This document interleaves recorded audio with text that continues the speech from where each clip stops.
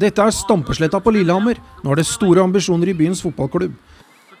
Et samarbeid med engelskmannen Russel Hullet, både når det gjelder klubbens A-lag og utvikling av unge spillere, I ferd med å gi resultater. I think it's a great city, it's a great area. I think it's obviously notoriously known for its skiing.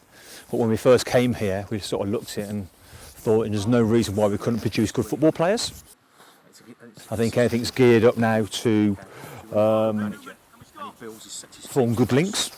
We've linked in with the university, we've linked in with the hockey club, and everything's really positive now about the area and what we think we can achieve here.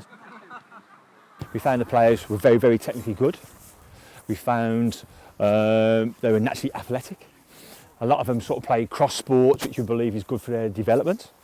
Now, if you can work with them on the tactical side, we believe we could end up getting some really good players out of Norway, some really good players. Today we're looking very much on the attacking side of things. We're looking very much on how we cross the ball, how we shoot the ball. When we win the ball, we talk about something called transition. So once we win that ball, what are we going to do within the first 3 to 4 seconds of winning the ball? So again today, getting your positioning right, getting yourself in a supported position. Can you get yourself in a shooting opposition? Can you get yourself in a position where you can cross the ball? So today what we've got is we've got Bobby French, who is from Sheffield United Football Club. He's one of their senior heads of recruitment. So he's been delivering the session today. So at the moment now, we've gone through all the warm-up side, we've gone through all the technical side, we've gone through the tactical side of this, and now it comes to the game.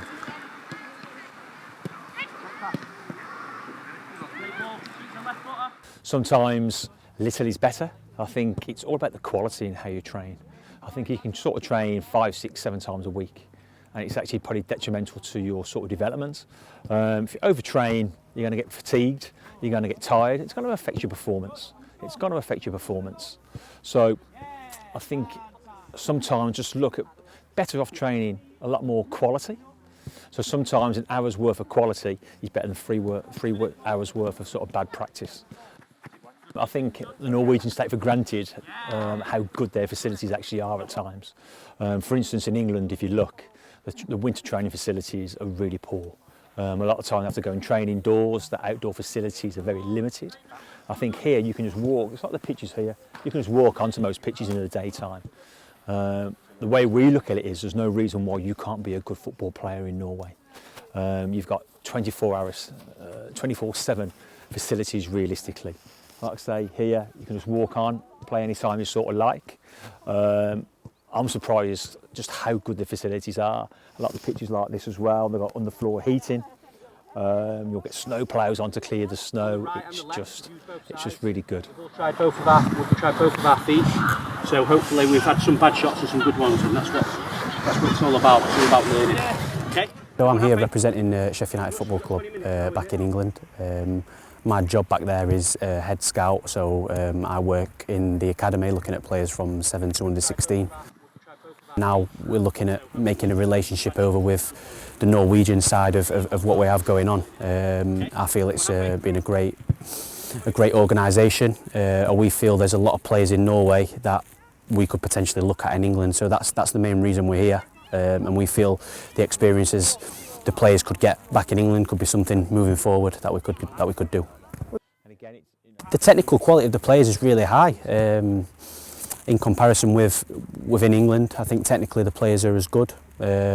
Physically they're as good, but the game understanding could be the question mark, whether that's down to the coaching they get or the amount of footballing hours they play. But I believe the game understanding is the main problem here from what I've seen in my experience. We run a company called Cosmo International Football Academy, and that's the reason why we're here in the first place. So we, over in England, became England's most successful private academy.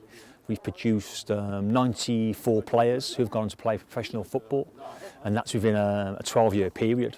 We came over to Norway because we met a guy over in England who came on one of our courses who was Norwegian, really good football player, and I was working at West Bromwich Albion at the time.